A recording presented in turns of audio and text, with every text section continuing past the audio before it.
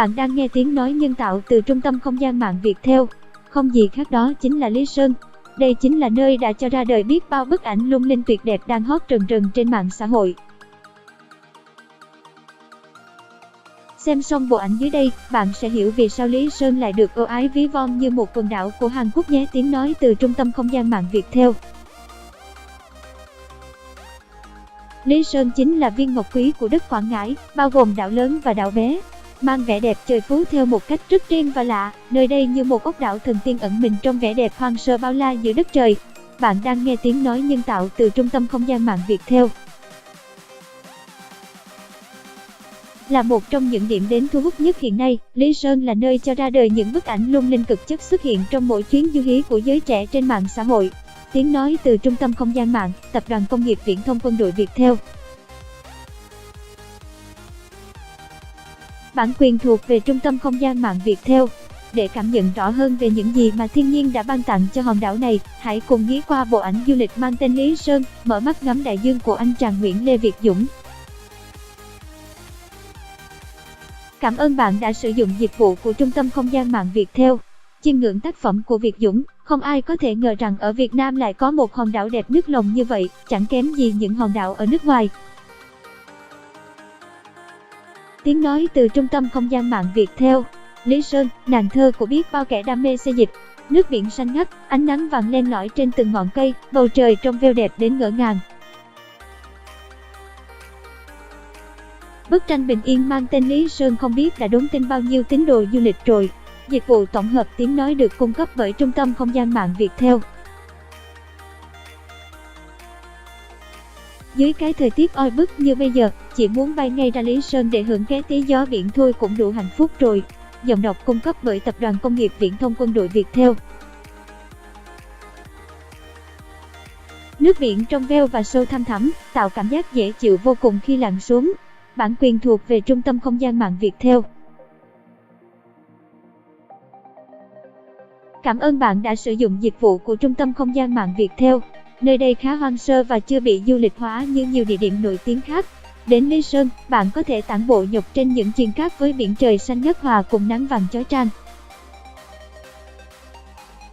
Vào những ngày hè oi bức, nằm dài lười biếng trên bãi biển, ngắm nhìn làn nước trong tận đáy, từng làn sóng xô bờ tung bọt trắng xóa làm xua tan hết đi những nóng nực, mệt mỏi của một ngày dài.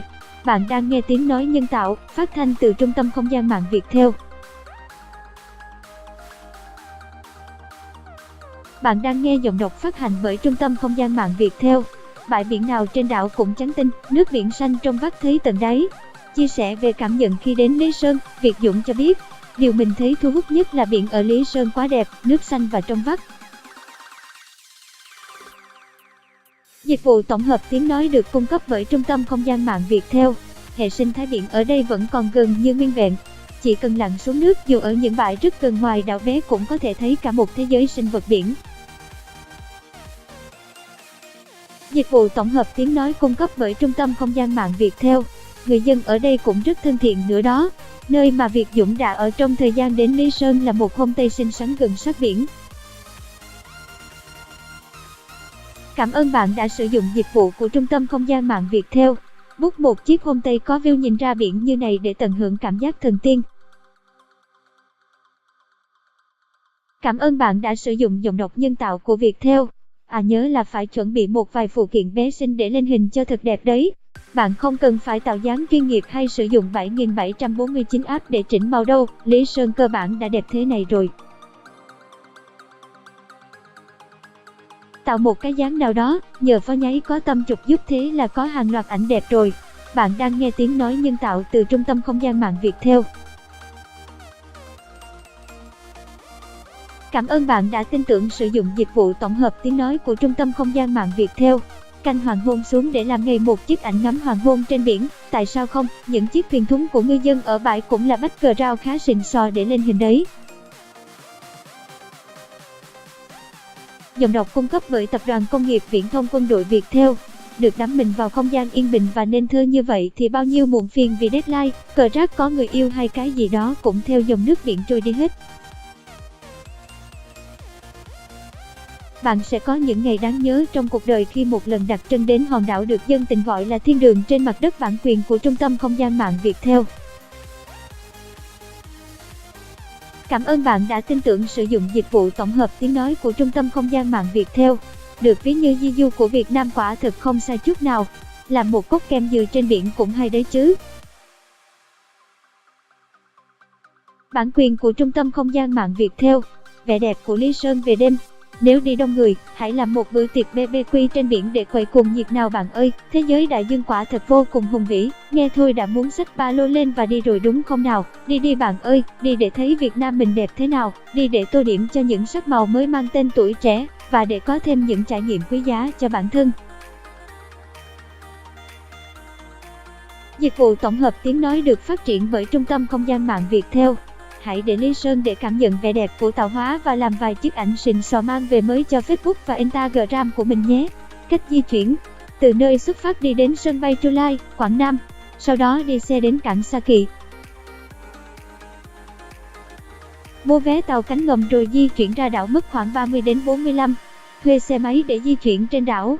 Bạn đang nghe giọng đọc phát hành bởi Trung tâm Không gian mạng Viettel. Tiếng nói từ Trung tâm Không gian mạng Viettel. Chỗ chơi: đảo lớn, đảo bé, núi Thới Lới, cổng Tò Vò.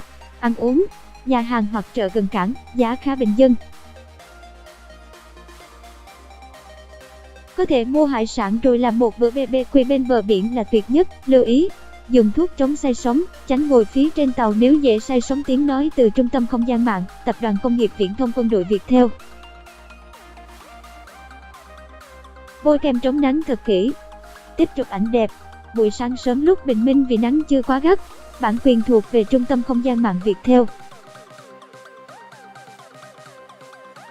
Còn buổi chiều tầm 4 đến 5 giờ cho đến hết hoàng hôn, mang theo GoPro hoặc Flycam để nhìn trọn vẹn vẻ đẹp của Lý Sơn từ trên cao.